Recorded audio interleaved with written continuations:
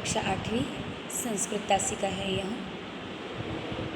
इस सप्ताह में हम चतुर्थः पाठः वसुधा टेक्स्ट बुक से चतुर्थः पाठः उपपद विभक्तीनां प्रयोगः यह पाठ देख रहे हैं।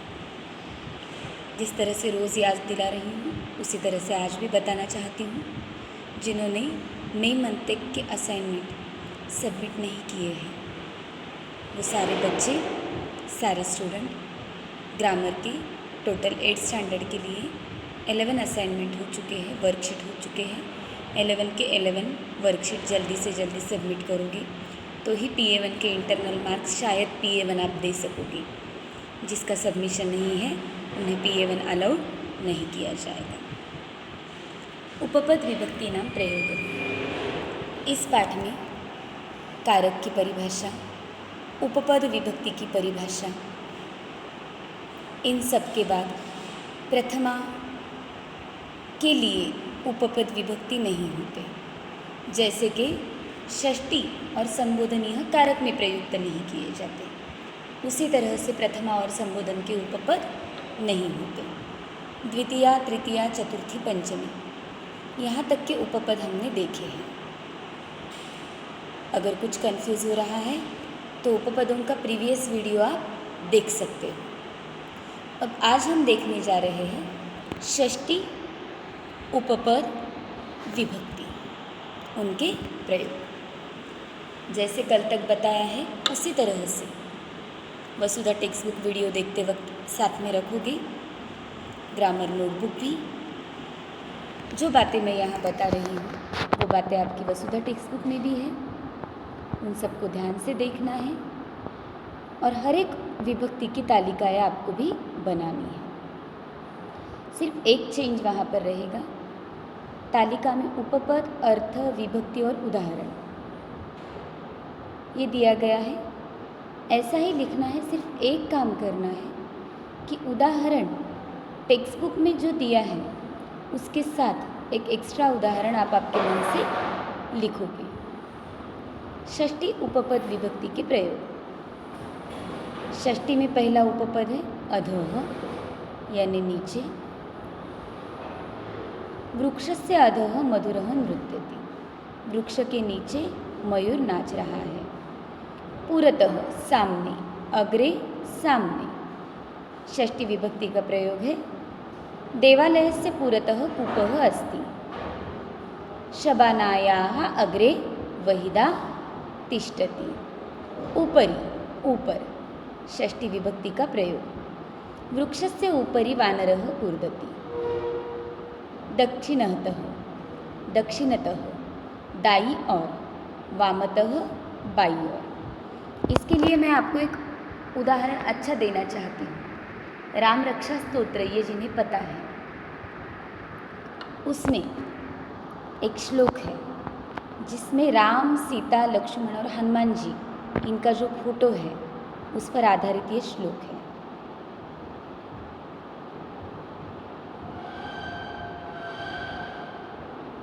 दक्षिणे लक्ष्मणो यस्य, दाई और जिसके लक्ष्मण है। वामे च जनकात्मजा, बाई और जिसके सीता है। पुरतः मारुतिर्यस्य, जिसके सामने मारुति है। तो जिसके दाई और है, जिसके बाई और है, जिसके सामने है, उसकी षष्ठी विभक्ति होती है। दक्षिणे लक्ष्मणो यस्य, जिसके दाई और लक्ष्मण है। वामे च जनकात्मजा, बाई और सीता है। पुरतः मारुतिर्यस्य, जिसके सामने मारुति है। ऐसे कौन है? हमारे श्री राम। यहाँ उदाहरण दिया है मम कक्षस्य दक्षिणतः भोजनालयः अस्ति। एक्चुअली यहाँ पर एक सिंपल प्रिंटिंग मिस्टेक है। कक्षा यह स्त्रीलिंग शब्द है, यहाँ कक्षस्य दिया है, ये रॉन्ग है। कक्षा स्त्रीलिंग है तो कक्षायाः। मम कक्षायाः दक्षिणतः भोजनालयः अस्ति, मेरी कक्षा की दाई और भोजनालय है। वामतः, बाई और। सदैव मार्गस्य वामतः चलनीय, हमेशा मार्ग के बाई ओर से चलना चाहिए। तो यहाँ पर दाई और दक्षिणतः और वामतः बाह्ये सदैव मार्गस्य वामतः चलनीयम। ये हमारी सुरक्षा के लिए रास्ते के नियमों में आता है। और कुछ षष्ठी उपपद विभक्ति पद है, वो देखते हैं। पृष्ठतः पीछे, पूरा रक्तदुर्गस्य पृष्ठतः यमुना वहति स्म। पहले रक्तदुर्ग यानी लाल किले के पीछे यमुना नदी बहती थी। निर्धारणे, बहुतों में से एक को छांटना है, सेलेक्ट करना है। तो षष्ठी विभक्ति का गायिका नाम लता श्रेष्ठतमा अस्ति। गायिकाओं में लता श्रेष्ठ है।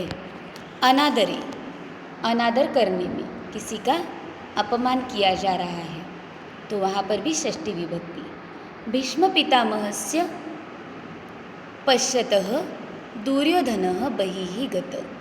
भीष्म पितामह के सामने सभा से दुर्योधन बाहर चला गया। यहाँ पर भीष्म पितामह का अपमान है, अनादर है, इसलिए षष्ठी विभक्ति का प्रयोग। स्मृ स्मर धातु में भी षष्ठी विभक्ति का प्रयोग होता है। याद करना, शिशुः मातुः स्मरति, बालक माता को याद करता है। तो कुल मिलाकर षष्ठी उपपद हमारे सिलेबस में कितने हैं? 6 और 4, 10 षष्ठी उपपद विभक्तियाँ 8th स्टैंडर्ड के सिलेबस में दी गई है।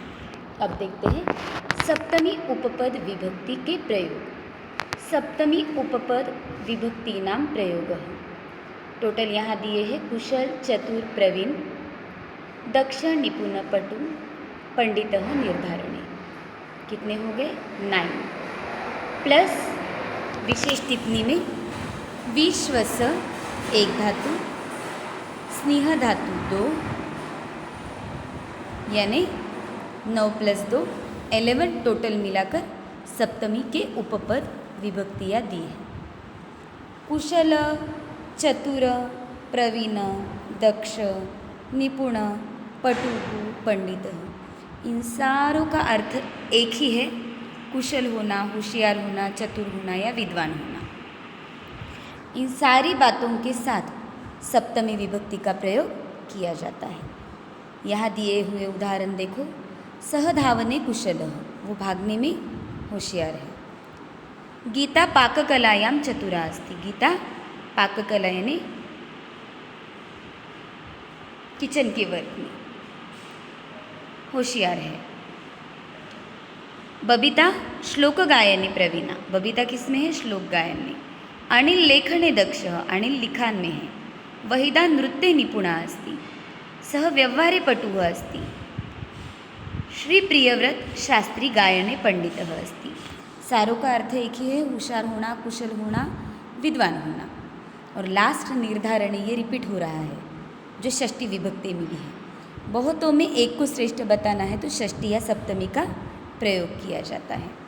छात्रासु विमला श्रेष्ठतमा, छात्रों में विमला श्रेष्ठ है। गायने लता कुशला श्रेष्ठतमा, गायन में लता कुशल है। विश्वस धातु, विश्वास करना, यहाँ पर भी जहाँ पर विश्वस धातु का प्रयोग है वहाँ सप्तमी विभक्ति। स्नेह, स्नेह करना, जिससे स्नेह है उसकी सप्तमी विभक्ति। पिता सुतायाम विश्वसिति, पिता को कन्या पर विश्वास है। पिता सुतायाम स्नेहति, पिता लड़कियों से स्नेह करते हैं। निर्धारणे में षष्ठी या सप्तमी दोनों में से किसी भी एक का प्रयोग किया जा सकता है। और लास्ट विशेष टिप्पणी में यहाँ पर एक बात बताई गई है जो कॉमन बात है कि अलम, जो हमने देखा है, अलम का प्रयोग तृतीया और चतुर्थी दोनों में किया जाता है। क्रिया के लिए जब अलम का प्रयोग होता है तब तृतीया, लिविंग थिंग के बारे में जब होता है तब चतुर्थी का प्रयोग। यहाँ पर हमारा उपपद विभक्ति नाम प्रयोग हो, यह पाठ समाप्त हुआ। वसुधा टेक्स्ट बुक के अभ्यास प्रश्न जो है वो अच्छी तरह से समझकर उन्हें सॉल्व करना है। रीटीचिंग के लिए मैं अलग वर्कशीट नहीं दे रही हूँ, जिनका सबमिशन हुआ है उन्हें हॉट वर्कशीट दिए जा रहे हैं जो स्पेशल है। बाकी बच्चों के लिए सिर्फ वसुधा टेक्स्ट बुक के अभ्यास प्रश्न पूर्ण करने हैं। तो यहाँ हमारा चतुर्थ पाठ उपपद विभक्तीनां प्रयोगः समाप्त होता है।